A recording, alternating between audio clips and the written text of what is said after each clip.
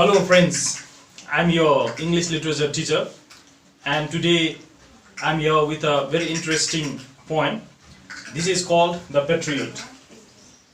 This is taken from your poetry. This is for class 10 and this is taken from your poetry book, Treasure Trove, a collection ICSE poems and short stories. This is poem number 8 and this is on page number 32 of your poetry book.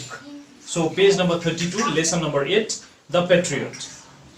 So friends, The Patriot, the meaning of the word The Patriot, I have given it here on the board. The patriot is a person who loves and jealously supports and defends his country. This you will require, the concept of this you will require when we shall discuss this poem, and this has been written by Robert Browning. There are just a few things to remember and keep in mind, just to know about few things about Robert Browning.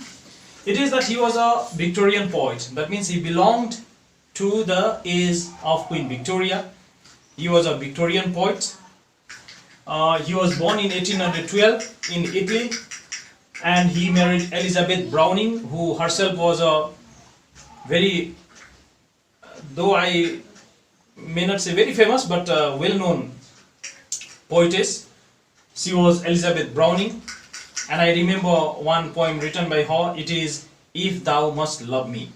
It is a sonnet written by Elizabeth Browning. In fact, she was a very good sonneteer. She has written several sonnets. Later, after Elizabeth Barrett Browning died, Robert Browning settled in England. And the important thing that you should know about Robert Browning is this, that he is interested, he was a poet who was quite interested in human psychology. He was interested in man and woman of the society. He was interested in knowing the relationship of the human being, the psychology, how do the people react and what do they think, how do they behave. So this is all about Robert Browning, and this is what you need to know about Robert Browning. This time we have been given a very interesting poem written by Robert Browning, and it is The Patriot.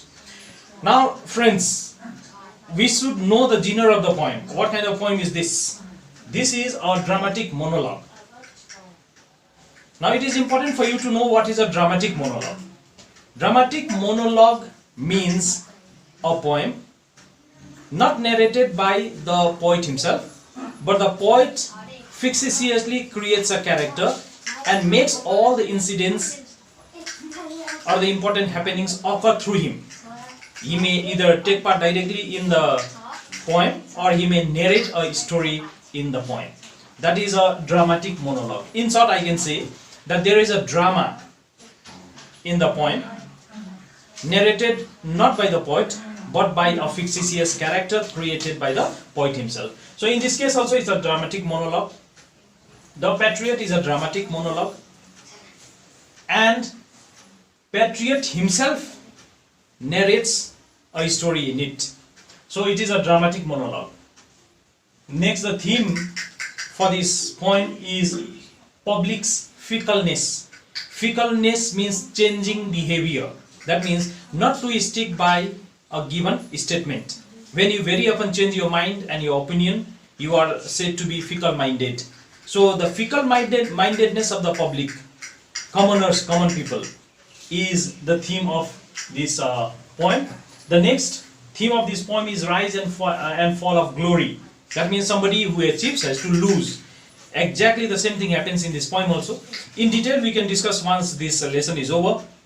The Patriot was highly respected, but later on the people who had who had estimated the Patriot very high, the same people were very happy to see Patriot die. And the third theme of this poem is faith in God, and this is very especially pertaining to the Patriot. Though the Patriot was misunderstood, but he happily died because he had a firm belief in the judgment of God. So it is on a very optimistic mode the poem ends, and it is the faith in God. Ambiguity means something which is concealed, something that is hidden. is the elements of ambiguity is to be seen in this poem. The poem is quite ambiguous in the sense that there are so many things we are not told. In detail we'll discuss when the poem is discussed. Next is the innocence or the innocent depiction of the patriot. The patriot has been shown to be very, very innocent. So these are brief points. These are some of the points which we are expected to know before we begin the poem called the Patriot. So here the next thing that we should learn about is the rhyme scheme, which I have already the concept of the rhyme scheme is already given to you. Anyway, I will try to frame the rhyme scheme of the first verse. The Patriot, the poem by Robert Browning, and here it goes. It was roses, roses all the way, with myrtle mixed in my path like mad. The house roof seems to heave and sway, the church spires flamed. Such flags they had a year ago on this very day. Now, dear friends, if you see the last word of every line, you'll find that some of the lines have similar kind of sound that is produced. Like the last word of the first line is way, and that of second is mad, third is sway, and then you have had, and the last word of the last sentence is day. So it is way, mad, sway, had, and day. And the words like way, sway, and day, the first line, third line, and the fifth line of this particular verse have a similar kind of sound. So we name them as A. Similarly, if you see the second end of the second line and that of the fourth line, the words are mad and had. They are similar, but they are different from the first, third, and fifth. So we will name them as B. Mad and had are similar, so we will name them as B. Hence the rhyme scheme for the first verse is A B A B A. A B A B A. You can work out for the second, third, fourth, and fifth, and sixth. So now let us begin the poem. Before I begin this poem, I would like to tell you that this poem consists of 6 verses. The first 3 and the remaining 3 are totally contradicting to each other. They are totally opposite. In the first 3 verses, the patriot is welcomed. He is welcomed to the kingdom. But for what reason is he welcomed? What achievement did he have to his kitty? What had he achieved is very ambiguous. That's the reason why I had told you there are certain elements of ambiguity. That means it is not explained, it is not told. From where was he returning? What achievement he had for which he was given a grand welcome? So that is not known to us. Anyway, the poem begins with